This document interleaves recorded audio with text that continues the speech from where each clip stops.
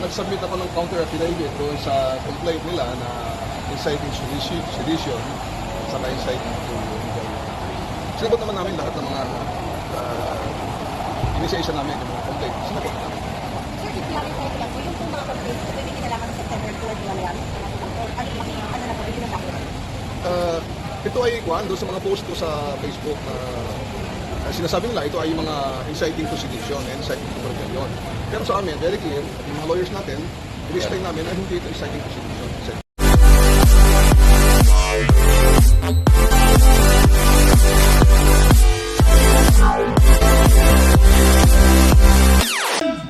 Magandang gabi po sa inyong lahat! Kamusta po kayo?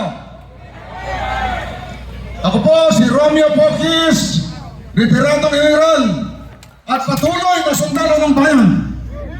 Wala ako dapat ako dito ngayon dahil 40 anyos na kayo akong nagservisyo sa bayan, sa ating militar. Pero alam naman natin na ang ating bayan ay lumuluha at nagdurusa. Narito tayo ngayon para ipahayag ang dapat nating ipahayag sa mga taong namumuno sa atin. Ang United People's Initiative po ay binuo natin dahil sa mga nangyayari sa bayan na tulad dito. Ang United People's Initiative ay nagsusulong ng mga dihain para sa kabutihan ng ating bayan. Meron mga nagsasabi sa akin na ako po daw ay nabuo nito dahil ito ay may political na intensyon. Ang United People's Initiative po ay isang movement, isang kilusan na non-partisan, non-political, non-violent at sumusunod sa ating batas. Kinasuhan po ako na sabi ni General Garcia dahil sa paglalahad ko ng mga katotohanan. Wala po sa akin yun. Handa ho akong makasuhan, handa ho akong makulong, handa rin akong patayin. Inialay ko ang buhay ko sa ating bayan. Sinasabi nila, ako daw po ay Duterte. Ginagawa po natin itong mga protestang ito dahil gusto natin umupong presidente, si Vice President Duterte. Totoo po, tumulong po ako sa kampanya ni President Duterte noong 2015. Kasama po akong bumuo ng alyansang ALCAB, Alyansang Duterte Bongbong.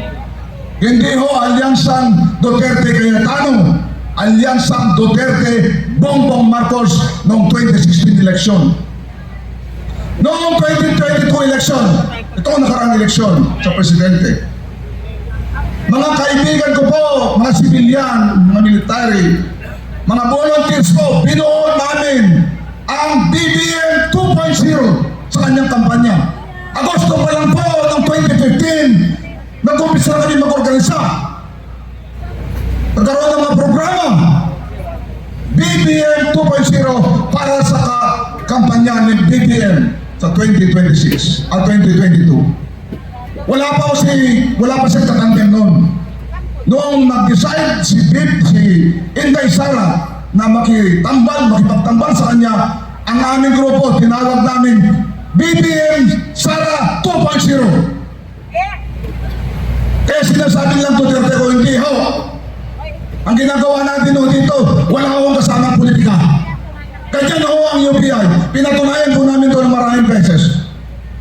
Katunayan po, minsan lang po kami nakita ni Bibi Sara noong kampanya ni President ni Mayor Rodrigo Duterte noong 2015. Hindi ho kami nag-uusap, dito ho kami nagkita. Mag-check nila yan sa technology ngayon. Kaya itong ginagawa ng UPI, hindi po ito, advocacy po ito. Kasi nakikita natin, nararamdaman natin na nagduros at tumatangis ang ating bayan. Nang hihingi sa atin ng saklolo at kalinga. Samantala marami sa atin ang naglugmok sa kahirapan. Maraming walang makain, nagugutom. Maraming nangangamatay, nalulunod sa baha. Nasisira ang mga pananim. Nawawalan ng hanap buhay. Itong mga pera ng tambayan, ginagamit nila sa kanilang pansarili. Ninanakaw nila ang pera natin na sana yung mga pera na yun ay para sa kabutihan ng mamamayan, lalo na sa ating mga mahihirap na kababayan. Ngayon, nung una, nung September 21, nagkaroon ho kami ng rally dito sa Gate 4 sa Capaginaldo. Ipinagpapawal po namin ho ang Marcos resign sa mga nananalita. Meron ho mga grupo na umalis. Meron ho mga speakers namin na umalis. Ayaw po namin ganito kasi ayaw namin mahaluan ng politika. Pero ngayon, napatunayan natin na hindi lang yung mga congressman ang involved sa malaking, matinding korupsyon ito. Napatunayan natin na ang Pangulo mismo ay involved dito. Yung 2025 National Expenditure Program, nag-submit siya ng pondo sa Kongreso ayon sa batas. Yung AAP Modernization Program pa lang, 50 billion ang kanyang President's budget na tinatawag doon sa NEF o National Expenditure Program. Pagdating sa Kongreso, ganyan, kinatay-katay yung kanyang budget. Binawasan ng 15 billion ang AAP Modernization Program. Saan nila inilagay yun? Inilagay nila doon sa kanilang mga pork barrel. Sinasabi ng Supreme Court, bawal na po ang pork barrel, pero ginagawa pa rin po nila. Yung ating mga sundalo, police, mga teacher, kasama doon sa programa ng budget, ang pension and gratuity fund. Yung mga magre-retire o yung mga may mga dapat tanggapin na mga tawag dito, yung mga leave, accumulation leave, doon nila kukunin ang budget na yun. Ano nangyari sa pension and gratuity fund? Nagsubmit ang Pangulo ng 232 billion noong 2025. Anong ginawa sa Kongreso? Binawasan ng 92 billion.